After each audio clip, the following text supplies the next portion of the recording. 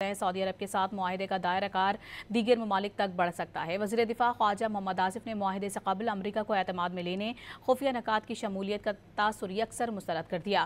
Al Jazeera T V کو interview میں واضح کر دیا ہے کہ خلیجی ملکوں کو طویل فاصلے پر موجود ملک پر انحصار کی بجائے ایک خود مختار اور باصلاحیت ملک پر بھروسہ کرنا ہوگا۔ نائب وزیر اعظم اسحاق ڈار نے تصدیق کی ہے کہ کچھ ممالک دفاعی معاہدے میں شرکت کی خواہش رکھتے ہیں۔ ترجمان دفتر خارجہ نے واضح کیا ہے کہ پاک سعودی معاہدہ کسی تیسرے ملک کو دھمکانے کے لیے استعمال نہیں ہوگا۔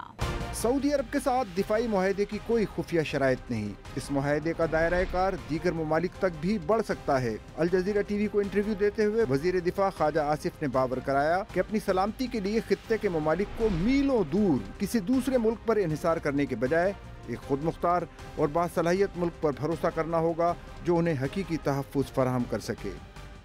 Yeah, that's a possibility. That's a possibility.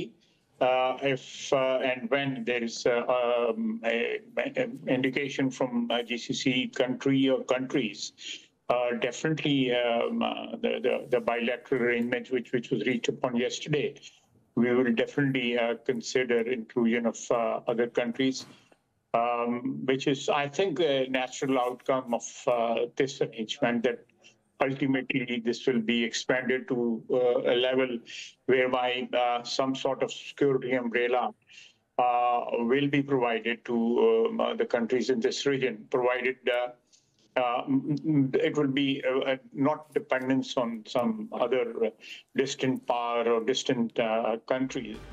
خواجہ آصف نے واضح کیا کہ پاکستان کے خلاف جارحیت ہوئی تو سعودی عرب دفاع میں مدد کرے گا، اور اگر سعودی عرب کے خلاف جارحیت ہوئی تو پاکستان دفاع میں مدد کرے گا۔ پاکستان کی دفاعی صلاحیتیں سعودی عرب کے لیے مددگار ثابت ہوں گی۔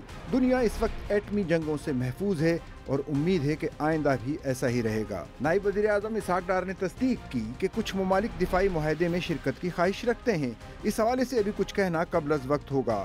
باور کرا دیا کہ پاکستان اور سعودی عرب کے درمیان تاریخی دفاعی معاہدہ ہمیشہ سے موجود تھا۔ سعودی عرب کے ساتھ تاریخی دفاعی معاہدہ ایک رات میں طے نہیں پایا، بلکہ اس میں کئی ماہ کا وقت لگا۔ جو کہ اسٹریٹجک میوچل ڈیفنس ایگریمنٹ پرسوں سائن ہوا ہے، وہ آلریڈی انفارملی تو ہمیشہ سے اسی پہ بلیف تھا پاکستانی قوم کا، پاکستان کی حکومت کا، اور اسی پہ ایک فارمل ایگریمنٹ سائن ہوا ہے۔ اٹس پری میچور ٹو سے some thing, but coffee countries کا ڈیزائر ہے اس ڈیولپمنٹ کے بعد کہ وہ بھی اس طرح کے کوئی ارینجمنٹ کریں۔ یہ اوور نائٹ سائن نہیں ہو گیا، اس میں کئی مہینے لگے ہیں۔ ترجمان دفتر خارجہ شفقت علی خان نے ہفتہ وار بریفنگ میں واضح کیا کہ وزیر اعظم شہباز شریف نے سعودی ولی عہد کی دعوت پر سعودی عرب کا دورہ کیا، جہاں پاکستان اور سعودی عرب کے درمیان اسٹریٹجک مشترکہ دفاعی معاہدے پر دستخط کیے گئے، جو خطے اور دنیا میں امن و سلامتی کے فروغ کے لیے اہم سنگ میل قرار دیا گیا۔